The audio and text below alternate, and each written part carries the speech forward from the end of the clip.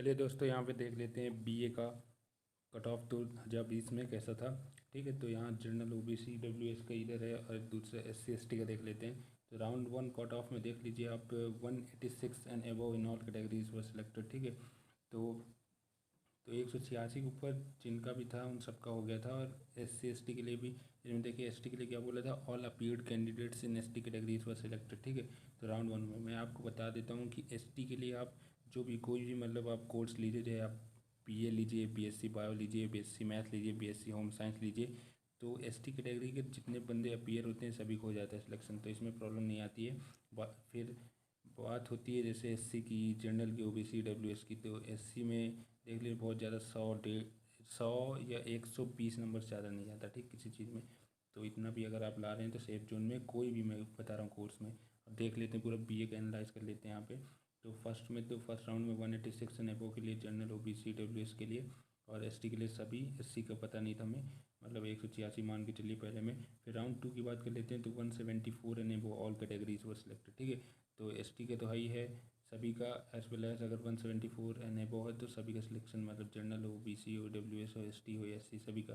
ठीक है, राउंड 3 में क्या बोला है, all candidates who have scored more than 168 marks. तो जितनों का भी 168 के ऊपर है, जनरल ओबीसी या ईडब्ल्यूएस या जो भी कोई भी कैटेगरी का, सभी का सिलेक्शन। ठीक है, और राउंड 4 में फिर देख लेते हैं। ठीक है, तो 161 and above in all categories. ठीक है, तो 161 के ऊपर सभी का, ठीक है, सिलेक्शन, ओबीसी हो, ईडब्ल्यूएस या जनरल हो। ठीक है, 161। और एसटी का तो वही है कि मतलब सभी का सिलेक्शन है। ठीक है, उसके बाद फिर यहाँ 4 राउंड के बाद तो एसटी की लगता है सीट ही भर गई थी, इसलिए एसटी का फिर कोई मतलब कट ऑफ नहीं आया। ठीक है, उसके बाद बात कर लेते हैं यहाँ फिर राउंड 5 में यहाँ ओबीसी कैटेगरी का सिर्फ आया कट ऑफ, जिसमें 153 था एंड वन।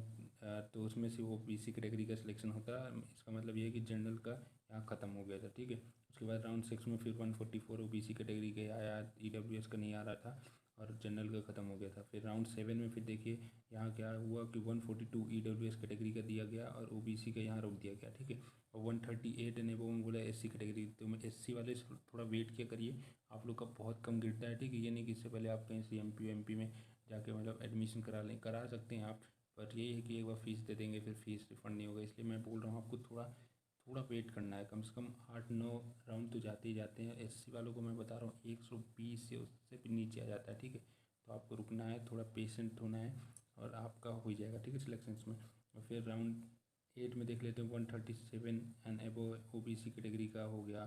फिर राउंड 9 में 134 ईडब्ल्यूएस का आया। ठीक है, तो 116 एंड एबव इन एससी देख लीजिए, 138 से 116। वाह वाह वाह। और फिर कुछ लोग शायद छोड़ दिए नहीं हुए, तो उसके लिए एसटी में कुछ सीट 1 3 4 जितने बची होंगी उसके लिए फिर से एक बार आया। ठीक है, राउंड 9 में उन लोग का फिर से एक बार काउंसलिंग आया।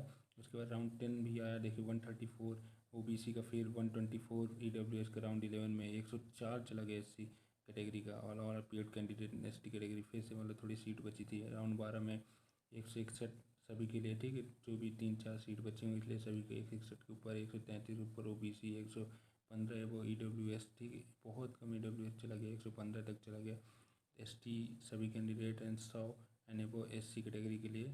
राउंड 13 लास्ट राउंड था, जिसमें कितना चला गया था, 114 ईडब्ल्यूएस के लिए बोला गया और ऑल अपीयर्ड कैंडिडेट एसटी के लिए 99 मार्क्स चला गया एससी कैटेगरी के लिए। तो ये देखिए कितना कम हो गया। ठीक है, एससी के लिए 99 बस। देखिए बहुत ज़्यादा सीट होती है यहाँ, क्या बोलते हैं, बीए में। ठीक, मेन कैंपस में इस बार तो और कॉम्बिनेशंस भी बढ़ गए हैं, जिसके कारण मुझे लगता है सीट और बढ़ाई जाएंगी। तो आप लोग बस ज़्यादा से ज़्यादा, आप लोग को मैं बोल रहा हूँ कि कितने लाएंगे आप सेफ जोन में रहेंगे, 160 के ऊपर लाएंगे तो आप जनरल कैटेगरी के होंगे या किसी भी कैटेगरी के होंगे सेफ जोन में होंगे। उसके अलावा अगर मैं ऐसे कैटेगरी वाइज बताऊँ तो ईडब्ल्यूएस वाले मैं बोल रहा हूँ जैसे इसके हिसाब से चले तो आपको 125 के ऊपर ला रहे हैं तो आपका हो जाएगा।